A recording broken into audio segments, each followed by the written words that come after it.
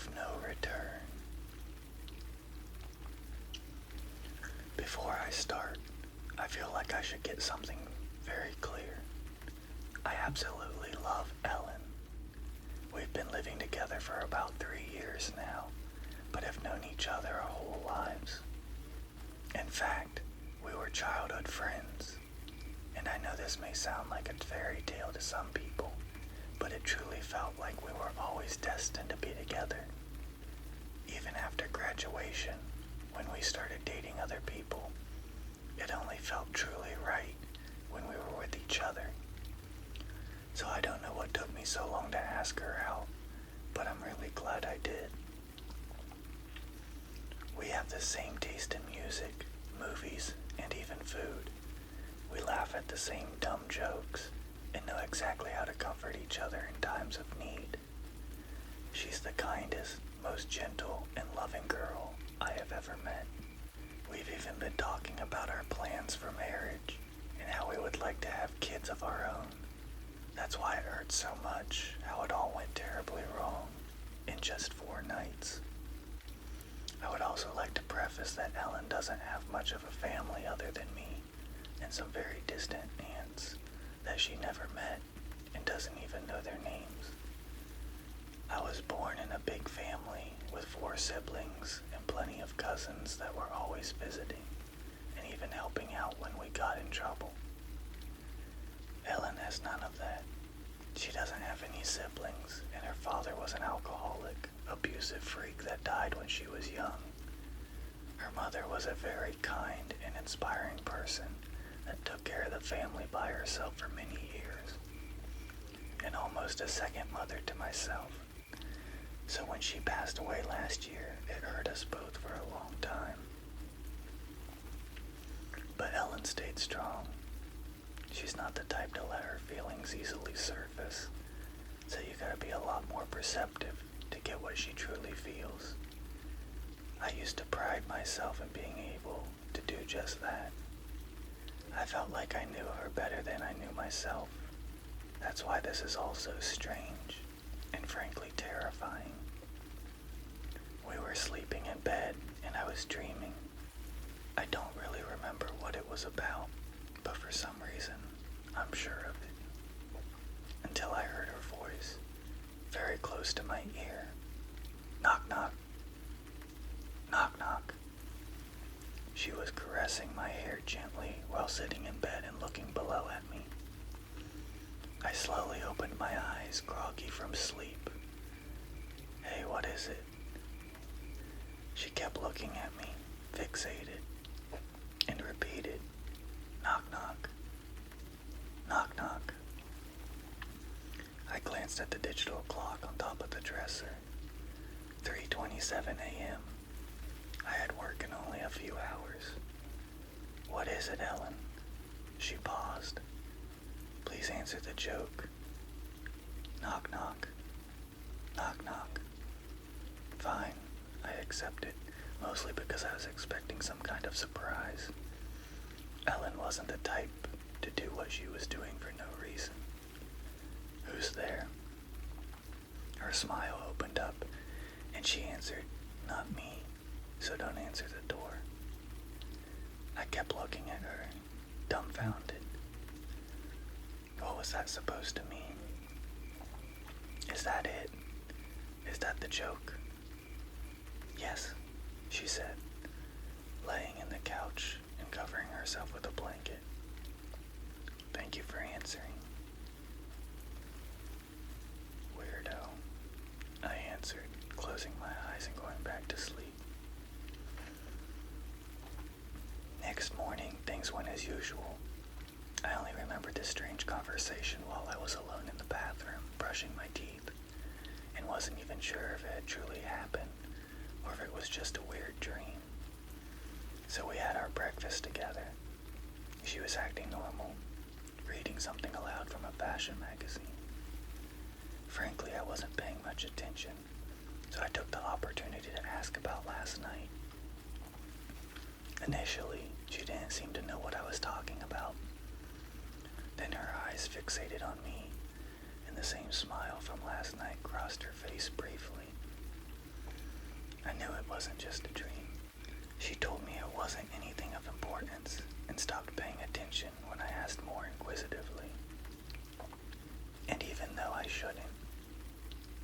gave up.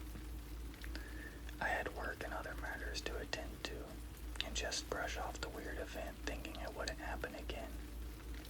But the following night, I woke up to her voice. Knock, knock. Knock. What is it now? I said. Ellen, what are you doing? Knock, knock, knock, she repeated.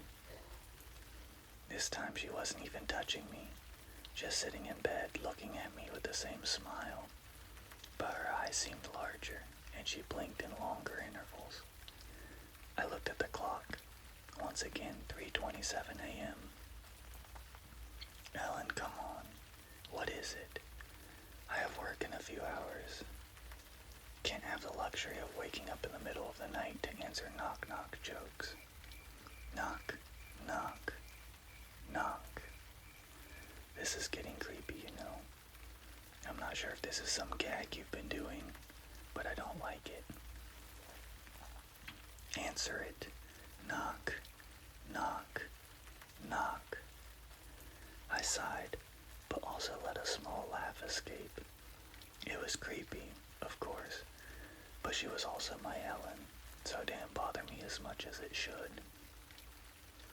Fine. Who's there? I answered in a playful tone. Not me, so don't answer the door. For some reason, I felt a chill down my spine. It was the same answer as before, and I still didn't get what it meant. But the way she said it, with a strange, monotone voice, contrasted well with her smile and the fact that I had no idea what she meant by it.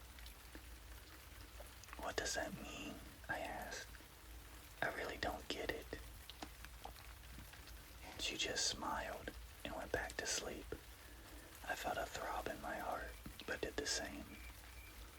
Next day, we talked again about what was happening. She was very evasive with my questions, and I barely got her to say anything. It was almost as if she couldn't talk about it, which was very strange, considering we talk about pretty much everything. I told her I needed to be well rested for work, something she should understand well, and wasn't liking her little gag every night. She just nodded, and I decided to not press further, as I didn't want to hurt her feelings, and had work to attend to. When I got back home, we had dinner, watched a movie, and went to bed. Knock, knock. I opened my eyes faster this time around. In fact, I barely got any sleep. I just knew she would do it again, and kept thinking about it the whole time. Glanced at the clock. 3:27 a.m. Knock, knock.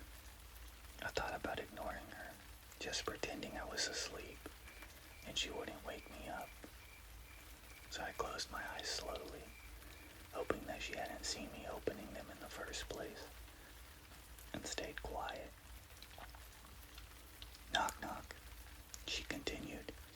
She didn't stop. I regulated my breathing, but she kept going.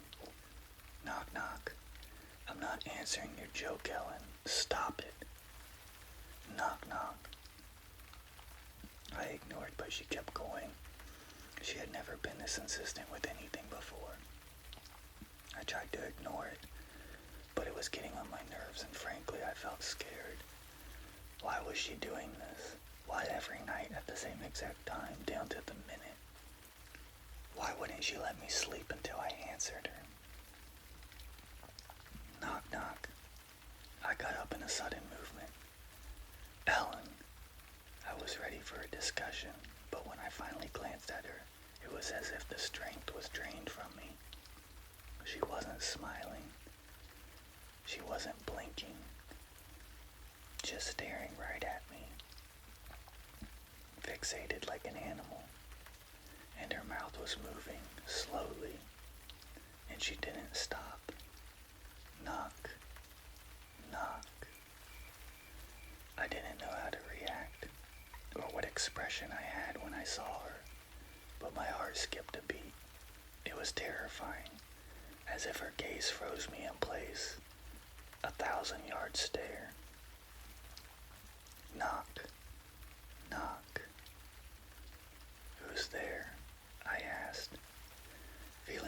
it was the only way out of the nightmare.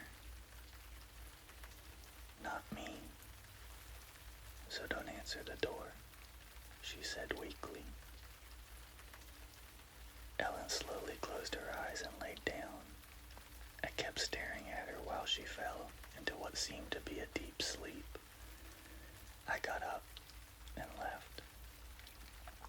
I walked downstairs and sat down on the couch in the living room, staring at the night sky outside and absorbing the quiet of the neighborhood. My heart was beating fast and it didn't slow down. I was too scared to sleep in the same room as my girlfriend, all because of a knock-knock joke.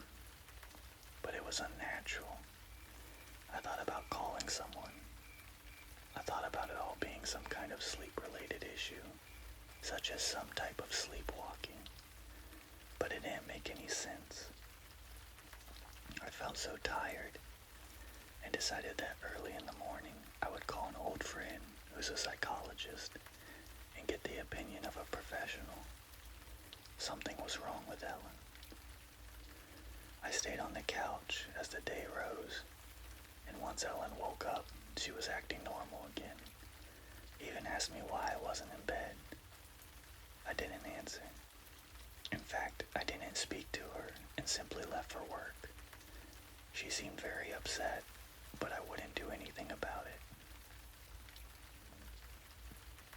Once I got to work, I called my friend, told him everything that was happening in as much detail as I'm describing now. He didn't seem as worried as I figured, but we agreed in making an appointment for the next week. Now I just needed to convince Ellen to come with me. I received plenty of text messages from her. She seemed very worried, sad, and even confused. She apologized a lot, and it broke my heart. I felt bad. I shouldn't have, but I answered her and made her a promise that it wouldn't happen again. I also told her about the appointment, and she seemed reluctant, but agreed to go with me. So we made up. This was Ellen, after all, the girl I've known ever since I was 6 years old, the woman I loved and that had taken care of me for years. And as much as that strange behavior creeped me out, she wasn't doing anything particularly frightening or even dangerous. So for a brief while, I convinced myself I should give her another chance. When I returned home from work, we stayed together. She even prepared my favorite meal. Ellen was acting as gentle and caring as I always remembered, and I slept with her in our bedroom, even though I was still a bit reluctant. Knock. I couldn't believe it. She promised me she wouldn't. Knock. I gazed at the clock. 3:27 a.m. As always. Knock. I was laying on my stomach, and I couldn't see her face. In fact, I didn't even bother to look at her. I was feeling more sad than scared at this point. Sad that she had broken her word. Knock. Who's there? I answered, determined to just go back to sleep. Not me, so don't answer the door. I stayed quiet and closed my eyes. I just hoped I would be able to handle it until the appointment next week. To my surprise, I was actually able to sleep, probably because I hadn't been able to rest since last night. The following morning, I went back to not saying anything to Ellen, only very limited responses. I was expecting her to act the same as yesterday, trying to apologize, but she didn't. Mostly she didn't say anything, almost as if she had accepted it.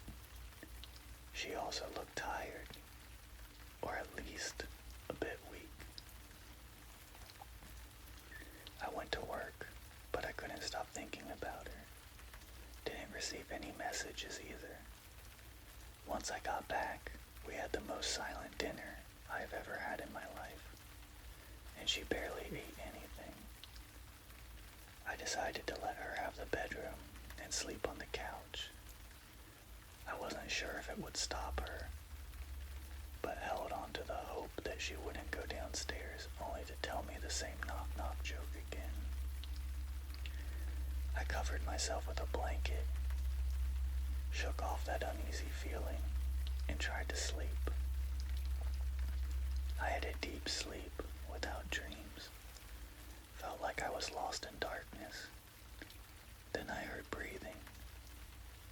I opened my eyes to see Ellen standing above me, looking at me with big, fixated eyes and dilated pupils that didn't seem to belong in such a completely neutral expression. Watching me sleep. I almost screamed in terror, jumped off the couch, and her eyes followed me as I stumbled through the dark room, creating distance between us. For a moment I was able to glance at the clock above the table. 3:27 a.m. "Ellen, what are you doing?" I asked, desperate, but she didn't move. In fact, she didn't say anything. She stared at me, as if I was made of glass and she could see right through me. Then I heard a knock on the front door. Instinctively, I looked in that direction. It was followed by another knock, and another, someone almost pounding at the door. I glanced back at Ellen, and she was still staring at me. Slowly, I got closer to the door, and she didn't move. The pounding continued. "Who's there?" I screamed. It stopped, and then I heard a voice. "John? John, can you hear me? Open the door, please. John, please open the door." I froze in place. The voice kept calling me, but I couldn't believe it. It was Ellen's voice, coming from the other side of the door. But it couldn't be. "I'm begging you, John. Open the door, it's serious. She's not me, I swear. She's not me." Slowly I turned my head back to look at Ellen, standing in front of the couch. She was looking at me, the same fixated eyes and a terrible, wide grin across her face. The pounding continued. "John, open the door. Please, you have to trust me." I stayed still, not knowing what to do, and I don't remember what happened after that. I just woke up in my bedroom. The digital clock indicates it's 4:21 a.m. Ellen isn't by my side. I'm completely alone. I'm trembling uncontrollably.